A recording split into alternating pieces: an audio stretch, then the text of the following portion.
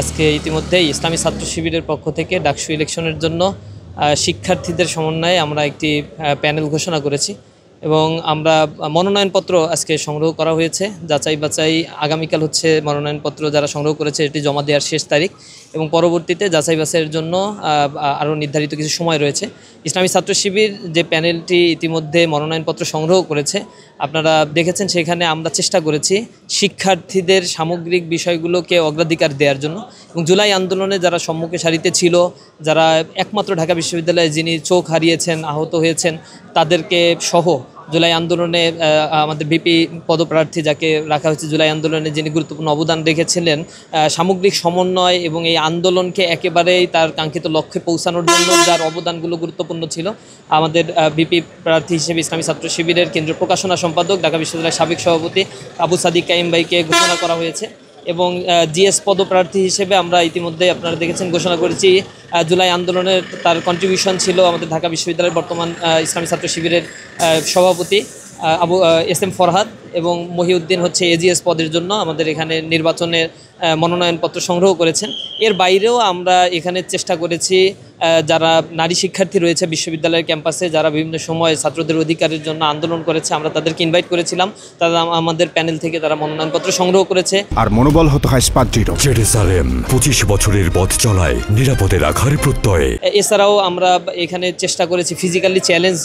যাদের কথা আসলে খুব বেশি কেউ ভাবে না, এই সম্প্রদায়ের পক্ষ থেকে বা এই অংশের পক্ষ থেকে প্রতিনিধিত্ব যারা করেন, যারা আন্দোলনে তাদের পক্ষে আন্দোলন করেছেন, এই ফিজিক্যালি চ্যালেঞ্জদের পক্ষ থেকে আমরা প্রতিনিধি রাখার চেষ্টা করেছি। পাশাপাশি পাহাড়িদের নিয়ে যারা কাজ করেন বা পাহাড়ি বসবাসকারী এই মানুষদের অধিকার আদায়ের জন্য যারা নিরলস প্রচেষ্টা করছেন এবং ঢাকা বিশ্ববিদ্যালয়ে অধ্যয়ন করছেন, এই সকল শিক্ষার্থীদেরকেও আমরা অ্যাকোমোডেট করে একটি প্যানেল দেওয়ার জন্য চেষ্টা করেছি এবং এখানে আসলে ইসলামী ছাত্র শিবির তার জনশক্তি, তার দায়িত্বশীলকে অগ্রাধিকার না দিয়ে আমরা সবসময়ের জন্য চেষ্টা করেছি যে প্যানেলটি দিলে শিক্ষার্থীদের জন্য উপকার হবে, যাদের একাডেমিক এক্সিলেন্সি, আউটস্ট্যান্ডিং কিছু অ্যাচিভমেন্ট রয়েছে, ক্যাম্পাসে অ্যাক্টিভিজম করার অভিজ্ঞতা রয়েছে এবং তারা ক্যাম্পাসে ছাত্রদের জন্য দীর্ঘ সময় ধরে পরীক্ষিত ফ্যাসিবাদের আমলে যারা জুলুম নির্যাতনের শিকার হয়েছে, সব কিছু আমরা বিবেচনায় নিয়ে এই বিশ্ববিদ্যালয়কে নতুনভাবে যারা সাজাতে পারবে, ডাকসুতে নির্বাচিত হওয়ার পরে প্রতিটা পদের জন্য যোগ্য প্রার্থীদেরকে বাছাই করার জন্য আমরা চেষ্টা করেছি। আলহামদুলিল্লাহ আমরা বিশ্বাস করি যে প্যানেলটি ইসলামী ছাত্র শিবির মনোনয়নপত্র যে প্যানেলে ঘোষণা করেছে এবং মনোনয়নপত্র সংগ্রহ করেছে, তারা পরবর্তীতে ডাকসু ইলেকশনে খুব ভালো ফলাফল করবে এবং আমরা আশা করি সকলে ইনশাআল্লাহ বিজয় অর্জন করবে। তো আমরা প্রত্যাশা করি যে নবদিগন্তের দ্বার উন্মোচিত হয়েছে বাংলাদেশে জুলাই রেভলিউশন পরবর্তী, সেই রেভলিউশনের যে আকাঙ্ক্ষা চেতনাকে ধারণ করে নতুন বাংলাদেশ গঠন করার জন্য আমরা যেন একটা যাত্রা শুরু করতে পারি এবং আমরা বিশ্বাস করি ডাকসুকে বলা হয় বাংলাদেশের দ্বিতীয় পার্লামেন্ট, সেকেন্ড পার্লামেন্ট বলা হয়। এটা